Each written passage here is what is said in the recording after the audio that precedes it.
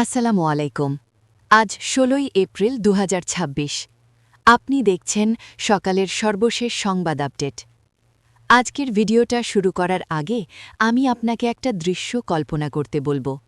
কল্পনা করুন, একজন বৃদ্ধ মানুষ, বয়স অনেক, মুখে বলিরেখা, চুলে পাক ধরেছে, হাতের চামড়া কুঁচকে গেছে। এই মানুষটা তার জীবনের সেরা ৩৫টা বছর দেশের সেবায় দিয়ে দিয়েছেন। একটা দিনও নিজের জন্য ছুটি নেননি, অসুস্থ শরীর নিয়েও অফিসে গেছেন, পরিবারকে সময় দিতে পারেননি, তবুও দায়িত্বে অবহেলা করেননি।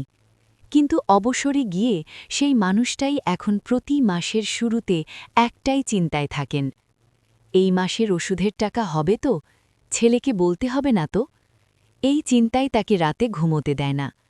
কিন্তু আজ ১৬ই এপ্রিল ২০২৬-এ সেই মানুষটার সেই চিন্তার দিন শেষ, চিরতরে শেষ। আর সেই গল্পটাই আজ আপনাদের বলবো, তাই শেষ পর্যন্ত থাকুন। আজকের সবচেয়ে বড় এবং মানবিক সংবাদটি হল, যমুনায় এক ঐতিহাসিক উচ্চ পর্যায়ের বৈঠকে পে কমিশনের চূড়ান্ত রিপোর্ট জমা দেওয়া হয়েছে এবং একই দিনে সেই রিপোর্টের ভিত্তিতে গেজেট প্রকাশ করা হয়েছে। এই গেজেটে মোট ৩টি যুগান্তকারী সিদ্ধান্ত ঘোষণা করা হয়েছে।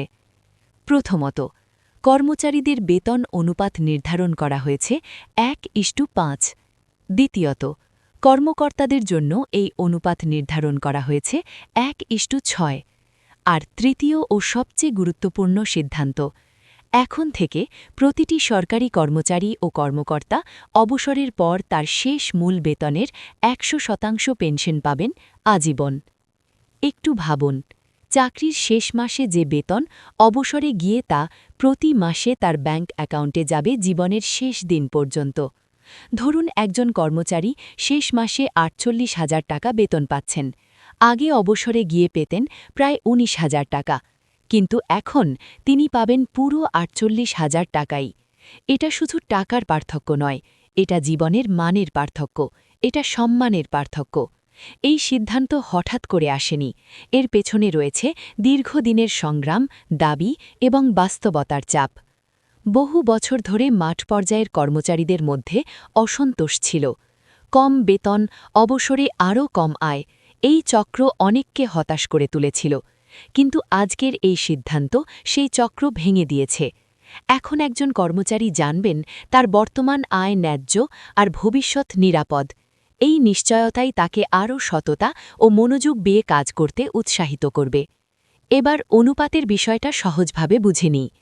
১:৫ মানে সর্বনিম্ন ও সর্বোচ্চ গ্রেডের মধ্যে পার্থক্য হবে ৫ গুণ, আর ১:৬ মানে কর্মকর্তাদের ক্ষেত্রে পার্থক্য ৬ গুণ। আগে এই পার্থক্য অনেক সময় ১৫ থেকে ২০ গুণ পর্যন্ত হয়ে যেত, যা ছিল অস্বাভাবিক এবং অন্যায্য। নতুন এই কাঠামো সেই বৈষম্য কমিয়ে এনেছে একটি মানবিক পর্যায়ে। এই সিদ্ধান্ত শুধু বর্তমান কর্মচারীদের জন্য নয়, ভবিষ্যৎ প্রজন্মের জন্যেও একটি বড় বার্তা।